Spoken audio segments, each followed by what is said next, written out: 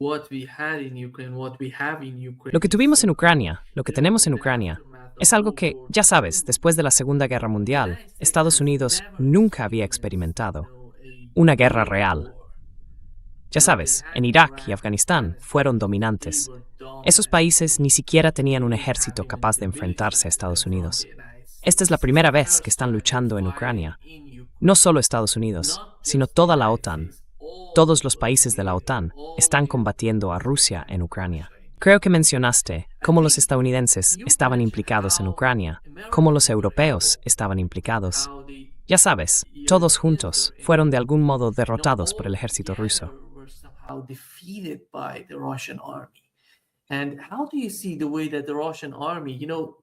¿Y cómo ves la forma en que se evaluó al ejército ruso antes de que comenzara la guerra en Ucrania? Cuando hablábamos con todos los expertos militares en Occidente, incluso en los medios alternativos, todos describían al ejército ruso como una fuerza defensiva. La realidad actual es totalmente diferente. Llevan más de 4 años transformándose. Estamos llegando al 4.º año del conflicto en Ucrania.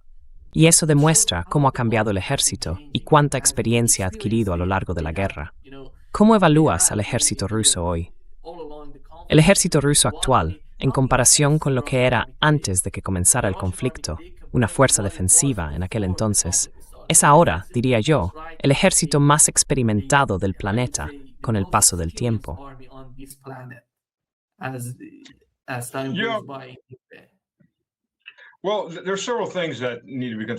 Bueno, hay varias cosas que deben tenerse en cuenta.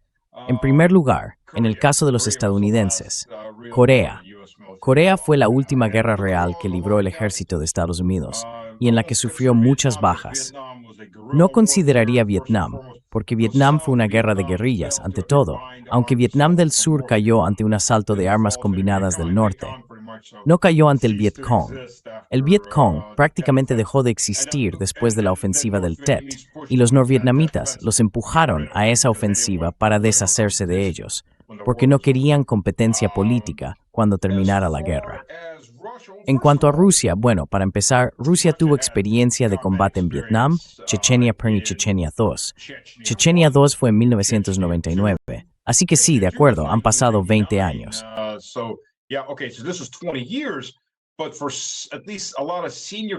Pero para muchos mandos superiores y suboficiales veteranos, ya habían visto combate de primera mano en esas zonas, así que no eran novatos. Y esto no era un combate como el que libró Estados Unidos en Afganistán o Irak. Era diferente. Ya sabes, el enfoque estadounidense, el procedimiento operativo estándar, consiste en que si empiezas a recibir fuego de francotirador, devuelves el fuego en la dirección general, porque es bastante difícil saber exactamente de dónde vienen los disparos.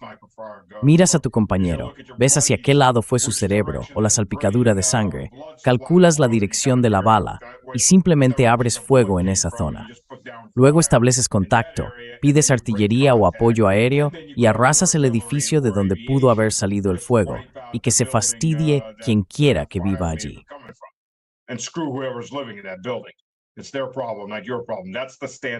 Es su problema, no el tuyo.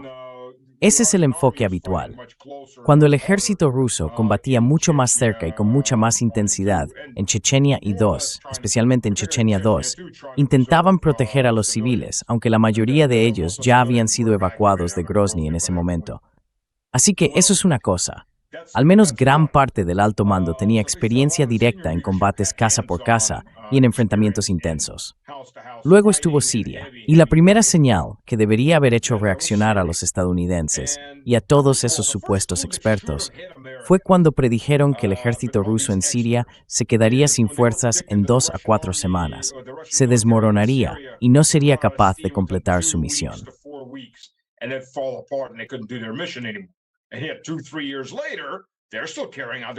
Y sin embargo, 2 o 3 años después, seguían cumpliendo su misión cada día. Solo eso debería haber hecho saltar muchas alarmas en la cabeza de la gente. Quizá estábamos subestimando las cosas, pero no fue así. Nadie se preocupó por ello. Sin embargo, lo que hacía el ejército ruso, al menos de forma limitada, era rotar a su personal, rotar a los comandantes, a los pilotos de caza, a los pilotos de cazabombarderos, a los pilotos de ataque a tierra e incluso a algunas unidades de infantería que estaban allí en pequeño número. Así que estos hombres adquirieron experiencia práctica. Eso, para empezar.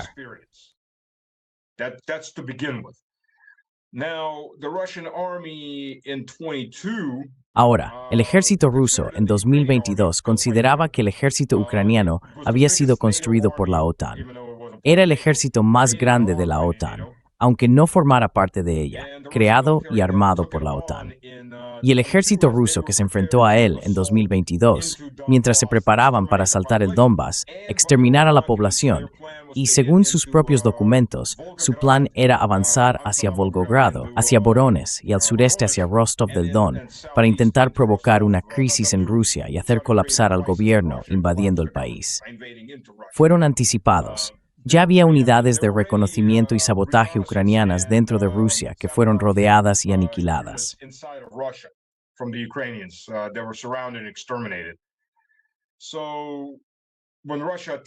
Así que, cuando Rusia atacó, la fuerza a la que se enfrentó era el doble de grande que la suya. Empecemos por ahí. Primero, hubo muchas bajas en el lado ruso en ese momento porque estaban luchando contra un enemigo el doble de grande. Segundo, Rusia sigue luchando con un brazo y una pierna atados a la espalda. Todavía está bajo límites relativamente estrictos sobre lo que puede y no puede hacer. No se ha visto bombardeo masivo. Rusia podría convertir Kiev en Gaza. Rusia podría convertir cualquier ciudad ucraniana en Gaza o en Mosul, si queremos usar el ejemplo estadounidense de liberar una ciudad. Simplemente aniquilar a la mitad de la población, destruir todos los edificios, plantar su bandera y decir que está liberada.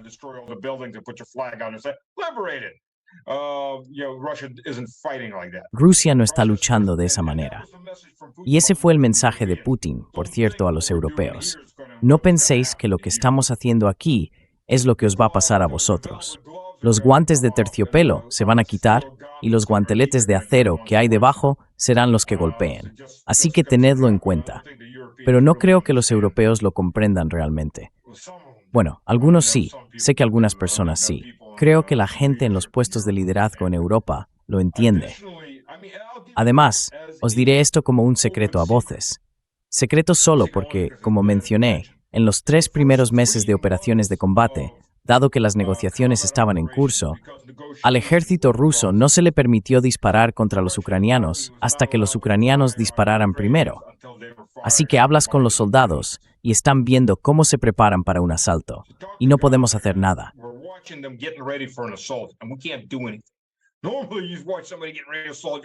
Normalmente, cuando ves que alguien se prepara para atacar, llamas a la artillería sobre sus cabezas, abres fuego. No esperas a que te ataquen.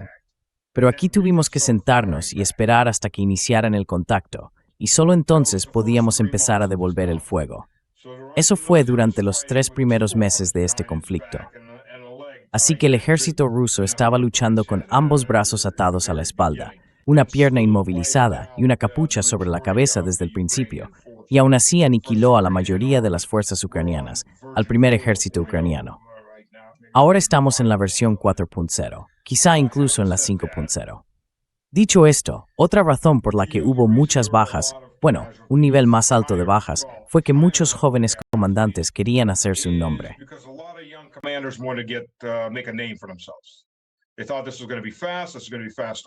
Pensaban que esto iba a ser rápido, que terminaría enseguida. Así que, ya sabes, había que mostrar valentía y gloria para obtener la gloria. Estaban asumiendo riesgos, en parte por falta de experiencia, por impulsividad y, bueno, por ansia de protagonismo. Estaban asumiendo riesgos que no deberían haber asumido, y eso hace que la gente muera. Ahora todo es mucho más sobrio. Ya no se trata de la gloria. Perdona la expresión, pero hay suficiente mierda para todos. Y esto no es algo que vaya a terminar pronto. Así que, de acuerdo, vayamos con calma. Avanzamos con cuidado, sin hacer heroicidades estúpidas y simplemente eliminamos al enemigo. Eso es lo que hay que hacer. Y así es como se está haciendo ahora. Además, lo que Europa no entiende del ejército ruso es su capacidad de movilización. La movilización parcial fue una movilización muy parcial.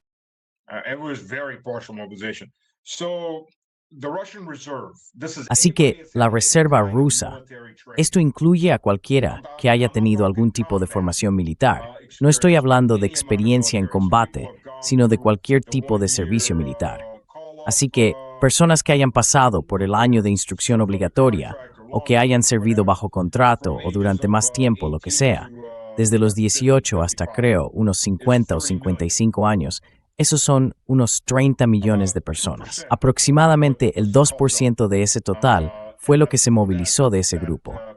Y de esos, en primer lugar, estaban las personas que acababan de terminar un contrato o que ya habían estado en combate, en Siria, ya sabes, lugares así. Así que ya tenían experiencia.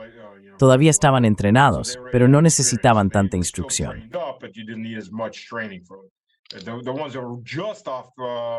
Los que acababan de terminar su contrato normalmente eran enviados a cubrir vacantes en algunas de las otras unidades. Las personas que necesitaban más formación eran enviadas a recibir más formación. Desde entonces, la mayoría han sido voluntarios, unos 30,000 o 40,000 al mes. Algunos vienen por patriotismo, otros por dinero. Sea cual sea la razón, vienen. También siguen permitiendo la entrada de criminales por una lista reducida de delitos, incluidos asesinatos, no voy a mentir sobre eso. Pero se trata de asesinatos del tipo: me peleé en un bar y le di a un tipo con una botella en la cabeza. O le golpearon mientras estaban borrachos, cayó, se dio en la cabeza y murió.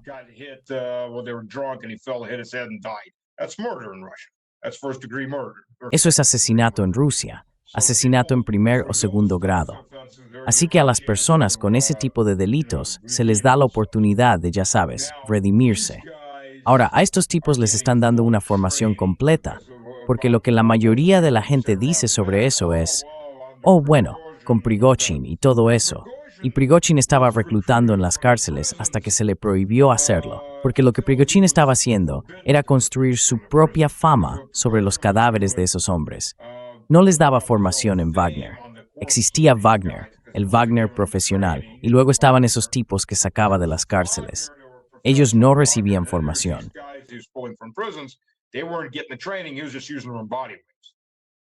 Solo los estaba utilizando como enlaces humanos y luego gritaba: oh, no estoy recibiendo suficientes proyectiles. Recibió más que suficientes proyectiles, tenía el 120% de lo que necesitaba. Y como alguien que ha organizado convoyes militares, convoyes de vehículos pesados, el hecho de que dijera: sabes, me tomó 30 minutos, decidimos marchar primero sobre Rostov y luego sobre Moscú. No funciona así. Las tramas en Rostov, ya viste cómo fueron. Todo el mundo conocía su ubicación. Esto se había ensayado, así que fue un motín que ya tenía planeado y simplemente lo estaba construyendo sobre las espaldas de esos reclutas. Digo esto porque la gente sigue siendo reclutada.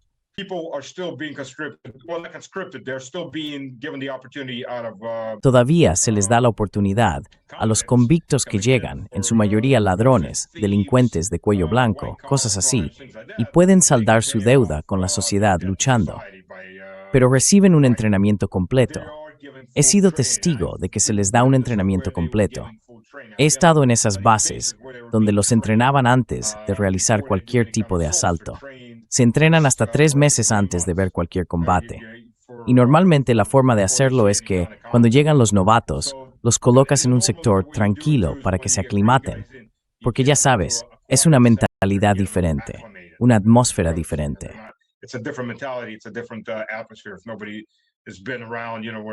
Si nadie ha estado en un lugar donde retumba la artillería y las balas vuelan por encima de su cabeza, es mejor aclimatarles poco a poco que lanzarlos directamente a una picadora de carne. Así que esa es una de las opciones, pero en su mayoría son voluntarios. Curiosamente, muchos oficiales de mi edad o mayores que habían dejado el ejército no han sido readmitidos. A todos les dicen: aún no ha llegado tu momento, lo que básicamente significa que probablemente habrá una gran guerra y entonces los reincorporarán a todos cuando empiecen a movilizarse a gran escala. Así que creo que el ejército, al menos en el ámbito militar, se está preparando para una gran guerra con Europa. Ven lo que se avecina.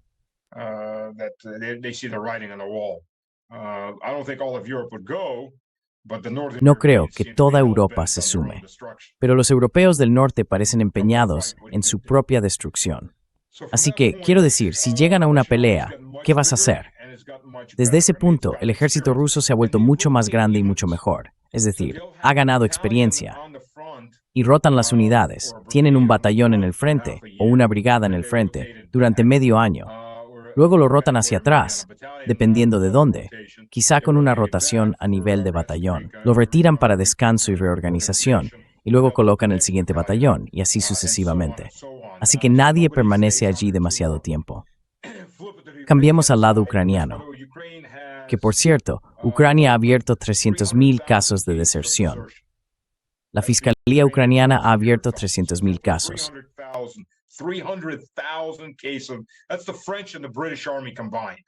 Esos son los ejércitos francés y británico combinados. Solo para comparar, 300.000 casos de deserción.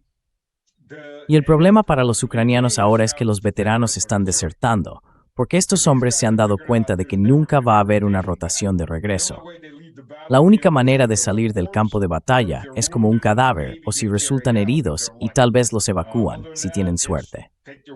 Aparte de eso, es coger el arma y largarse. Esa es la única salida. Así que están teniendo muchos problemas. Y ahí están los dos sistemas. Uno ha perdido su capacidad de liderazgo, el otro la está desarrollando constantemente. Así que se ve el choque. Está ahí, está ocurriendo ahora mismo. Perdón por abrumar.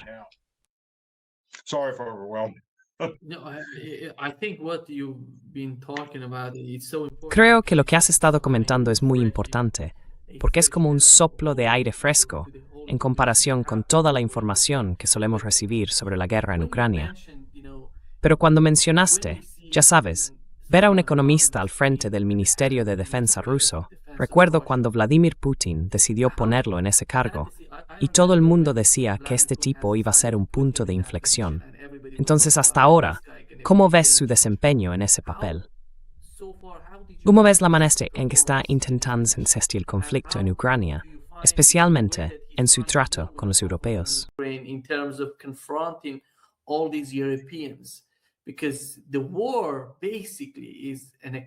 Porque la guerra es básicamente una guerra económica. Se libra en ese frente. Si gestionas eso, puedes encargarte del resto. La parte militar estará en manos de los comandantes. Pero cuando controlas el aspecto económico del conflicto, entonces tienes todo en tus manos para dominarlo. ¿Cómo ves su posición? Estoy hablando del Ministerio de Defensa ruso, sus capacidades y su desempeño hasta ahora.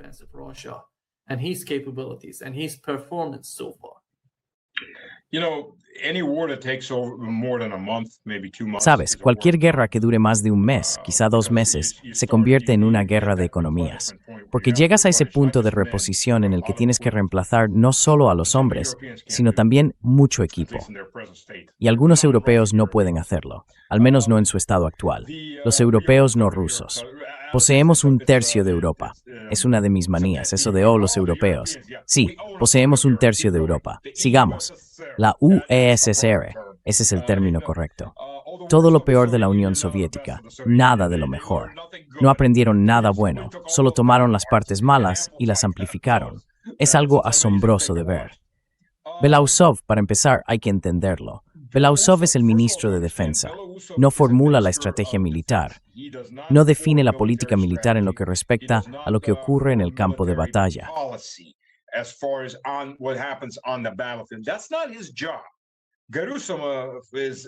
Ese no es su trabajo. Gerasimov está a cargo de las operaciones de combate cotidianas y demás. Es el máximo responsable. Bueno, el máximo, por supuesto, de todo, es Vladimir Vladimirovich. Por cierto, Belousov, a diferencia de Shoigu, que también es civil, muy rara vez se pone el uniforme militar. Tiene rango de general, pero es honorario. Es estrictamente un civil. Dicho esto, algo que muy poca gente menciona es que Belousov es un hombre muy religioso. Es muy activo en la iglesia. Trabaja como monaguillo. Y si sabes algo sobre los cristianos ortodoxos, podemos ser muy estrictos con muchas cosas, especialmente si eres alguien que sirve en el altar. Tiene que ser muy devoto en ese sentido. ¿Y por qué es eso importante?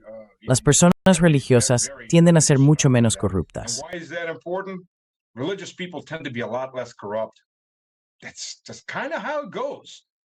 Así es como suelen ser las cosas. Ya sabes, no es que si una pareja se casa el marido no pueda marcharse, pero hay muchas más probabilidades de que lo haga si simplemente están viviendo juntos. Hay un cierto nivel de compromiso. Así que tienes a un hombre religioso que obviamente es sincero al respecto. No lo hace por aparentar, sino que ha sido, históricamente, una persona religiosa. Es muchísimo menos probable que sea corrupto, lo que significa que es una persona recta. Y ahí es donde lo incorporaron, para enderezar la corrupción que existía en distintos organismos y poner en marcha la política económica para apoyar al ejército. Y esto, por cierto, porque después de 4 años, ¿cómo puede el 2% del PIB mundial resistir al 40% del PIB mundial? Pues muy fácilmente.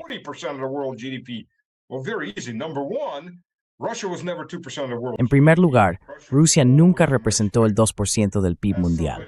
Rusia siempre fue mucho más grande.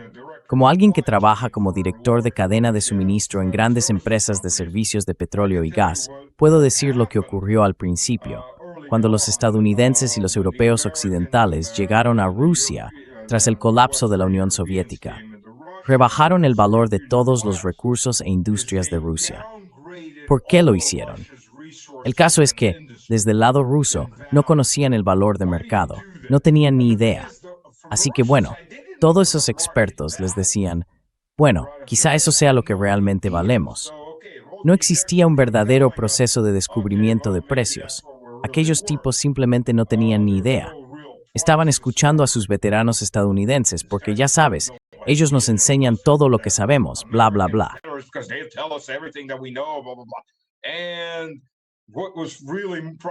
Y lo que en realidad era más bien un 6% o 7% del PIB, se redujo hasta un 2% del PIB. Eso para empezar. Y se hace porque es más fácil comprar cosas. Si un tipo cree que tiene un equipo por valor de $100, pero piensa que solo vale 20, y tú le convences de que ni siquiera vale 20, sino 15, oye, acabas de hacer un gran negocio con esa compra.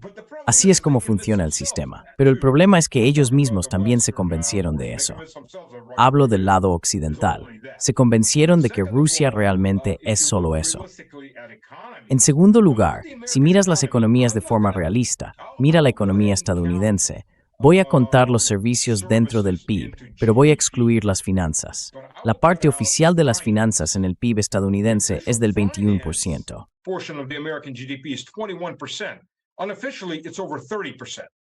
Extraoficialmente supera el 30%. Así que, de entrada, coges el PIB estadounidense y le quitas un tercio. No produce nada. En realidad no ofrece ningún servicio. Produce deuda. El sector financiero de Rusia no es tan grande en comparación. Rusia tiene un enorme sector manufacturero, y eso es algo que también se ha pasado por alto. Por ejemplo, en 2025, Rusia lanzó 2 empresas diferentes que pusieron en producción 2 aviones de medio alcance, ambos con piezas 100% rusas. Uno de ellos era el Superjet, que ya se había fabricado antes, pero muchos de los componentes electrónicos y otros subconjuntos eran importados. Ahora está fabricado al 100% en Rusia. Rusia también lanzó un nuevo helicóptero civil, nuevamente fabricado al 100% en Rusia.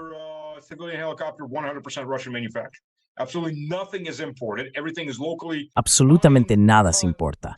Todo se extrae, corta, construye, produce y funde localmente. Y ya sabes, al 100% bien. Europa no puede hacer eso. De hecho, ni siquiera Boeing podía hacerlo, y todavía no puede hoy. La mayor oficina de ingeniería de Boeing, su oficina principal de ingeniería hasta 2022, estaba en Moscú. Quien no lo crea, que lo busque, estaba en Moscú. Tenían más de 700 ingenieros trabajando allí. No en Estados Unidos, ni en el Reino Unido, sino en Moscú. Todo eso está cerrado ahora. Ni Airbus ni Boeing pueden construir aviones completamente funcionales utilizando solo lo que hay en la Unión Europea o lo que se produce en Estados Unidos. Tienen que importar, y mucho. Rusia es literalmente una economía autosuficiente en la mayoría de las cosas. Se abastece bastante bien.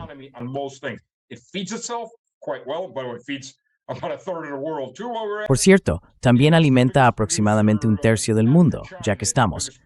Es el mayor productor después de China, el mayor productor de fertilizantes, tanto químicos como no químicos, del mundo 65 millones de toneladas.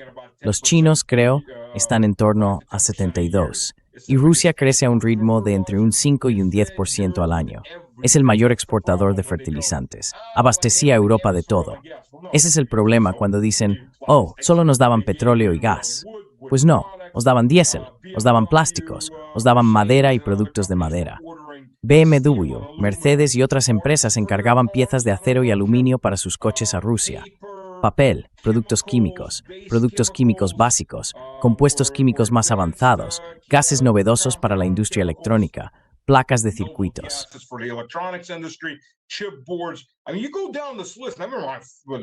Quiero decir, si repasas esta lista, dejando a un lado los productos alimentarios, Rusia era el principal productor de materias primas y bienes semielaborados para toda la economía de la URSS. Lo fabricaban todo. De hecho, están a punto de cortar sus últimos lazos, lo cual resulta un poco irónico en lo que respecta al uranio procesado para el sector nuclear. Rusia gestiona alrededor del 70% de la capacidad mundial de procesamiento de uranio. Bien, entonces ¿a quién vas a acudir? No tienes suficiente capacidad en casa. Los estadounidenses no tienen la capacidad. ¿A quién vas a acudir? ¿A China? Esa es prácticamente la única otra opción. Los franceses tienen una cantidad decente, pero es sobre todo para uso interno. Así que lo cortaron todo sin darse cuenta de que primero el resto del mundo dijo no, que os den Europa, nosotros seguiremos comerciando con Rusia.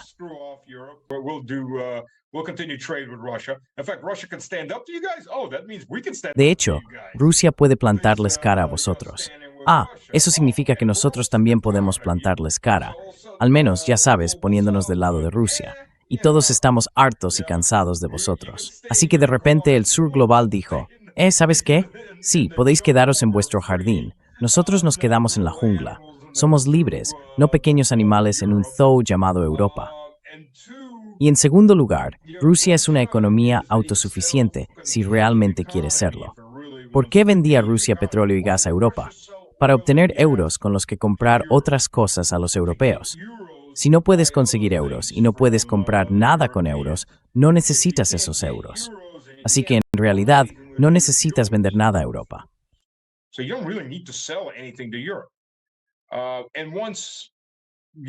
Y una vez que no puedes comprar cosas que ya están listas para desarrollar allí y empiezas a invertir en tu propia I+D, una vez hechas esas inversiones, ya no necesitas nada más. Solo como un ejemplo rápido, esto no tiene nada que ver con el ámbito militar, pero muestra cómo funcionan las economías. Un amigo mío era director de informática en una de las mayores fábricas de papel de Rusia. Enviaban esos enormes rollos de papel semi-elaborado a Alemania, ya sabes, esos rollos gigantes de unos 4 metros de ancho. Luego los alemanes los procesaban, fabricaban papel de oficina para impresoras, cartón y todo eso, y lo exportaban de nuevo a Rusia. Parte iba a Rusia y parte a otros países.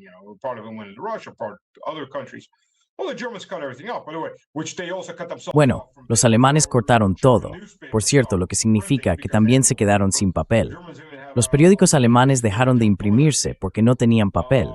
Los alemanes incluso tuvieron cierta escasez de papel higiénico. ¿Y qué hizo Rusia? Su empresa pasó 2 años construyendo 4 fábricas de cartón. Ahora producen el 80% del cartón de Rusia en esas 4 plantas, y el otro 20% proviene de un par de otras empresas, los competidores. ¿Van a volver los alemanes a este mercado? Nunca. Se acabó. El mercado está cerrado para siempre para los alemanes. Y ahora, muchos de estos europeos viven bajo la ilusión de que cuando todo esto termine, simplemente volverán a entrar.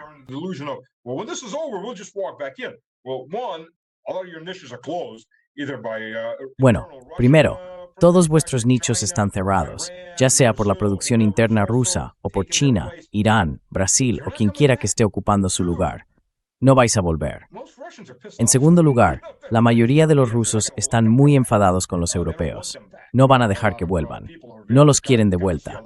Mucha gente ha visto cómo se dirigía mucho odio hacia ellos durante estos años. Así que, cuando se trata de este tipo de economías, y llevamos 4 años de guerra, Europa no puede fabricar, no tiene los recursos naturales, no tiene la energía bruta. Rusia sí, y detrás de Rusia está China. China es la retaguardia profunda de Rusia. Rusia es la retaguardia profunda de China. Irán es el frente avanzado de ambos, lo que de hecho protege sus propios territorios.